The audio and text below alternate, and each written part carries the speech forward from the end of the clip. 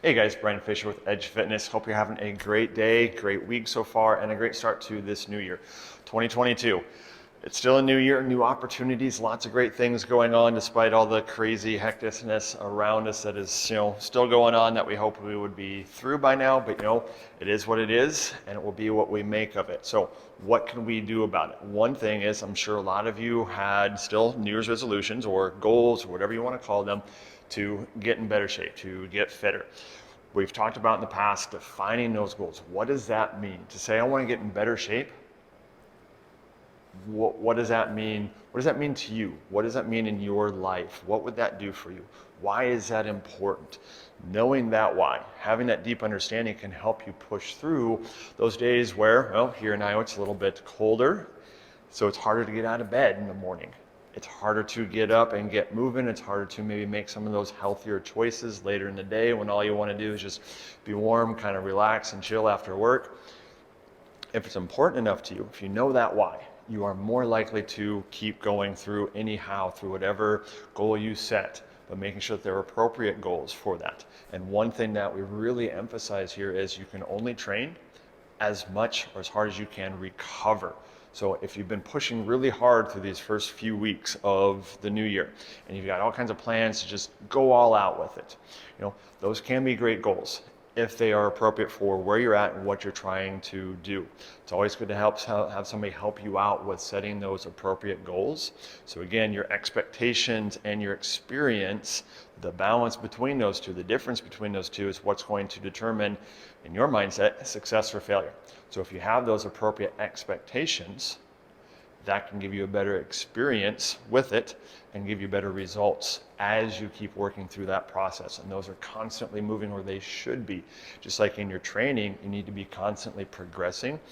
Those goals are always being tweaked, always kind of being dialed in as far as the what and the how and the why. That should stay pretty steady for you, focusing on that to help you have better mindset, better movement, better nutrition, better recovery. Because if you're not recovering, think of how hard you're pushing right now. Okay? You're trying to do everything that you can to get in better shape, doing what you feel like you should. Don't go shooting all over yourself. Okay? If you're doing all of that stuff, if you're asking yourself, oh, why am I not doing what I should be doing? Well, why should you be doing that? If you can't answer that, again, seek somebody out who can help you answer that question. What should you be doing right now on where you're at, what you're ready, willing, and able to do? And if you're pushing so hard that a lot of times you can get really sore, you're tired, you start to lose motivation already. It's really hard. Okay? Motivation what gets us going, but habit is what helps us to keep going. So if you're not doing things that are helping you to establish and build positive habits, it's going to be harder and harder the more we get into the normal kind of daily routine of things of the year, and then 6-8 weeks in, you've fallen off. Okay?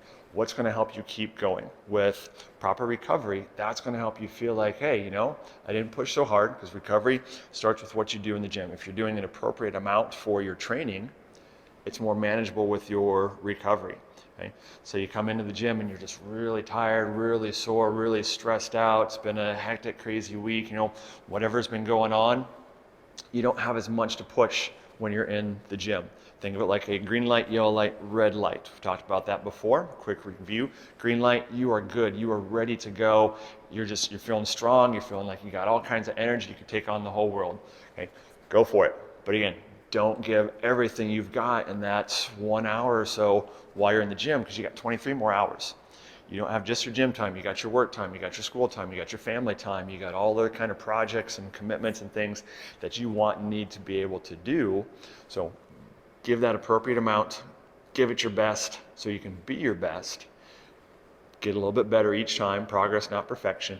So that way, as you keep going with this, right, that long-term mindset, that helps you to then, all right, I didn't give everything, so I didn't leave crawling on my hands and knees in a pile of sweat and blood and vomit or anything like that from the gym. You should never leave that way.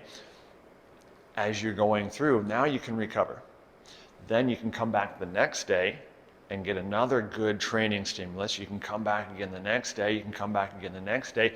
You get that consistency. You can get on a little bit more of a winning streak with it, much more manageable.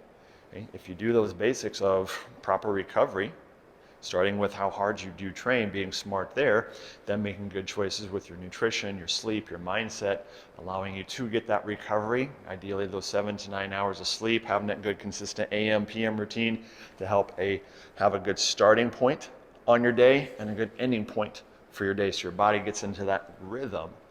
Now it's more manageable. Now it's more sustainable. So when you have that recovery, that's such a key part that so many people miss out on.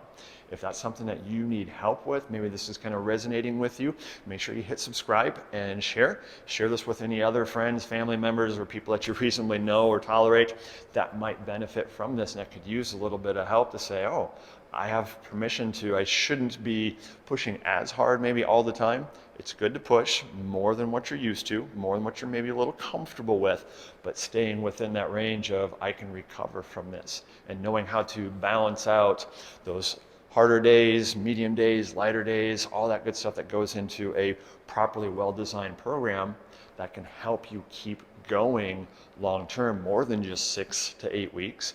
For some people, a lot of them, unfortunately, got about another month left before that willpower that you've been using, relying on just to kind of gut it out and keep going. I can do this time. Give yourself a proper plan, especially with your recovery, to keep going for that long term, not just for 6, 8 weeks and then falling off.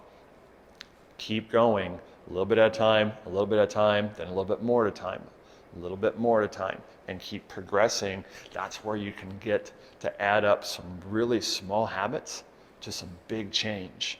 And it's an awesome thing that when we see it, we love helping people through that process. We'd love to help you if that's something that you need help with. So again, don't forget to subscribe and share so you and your family and friends can get this great information as well, and so you can find your greater purpose with fitness. We'll see you guys next time.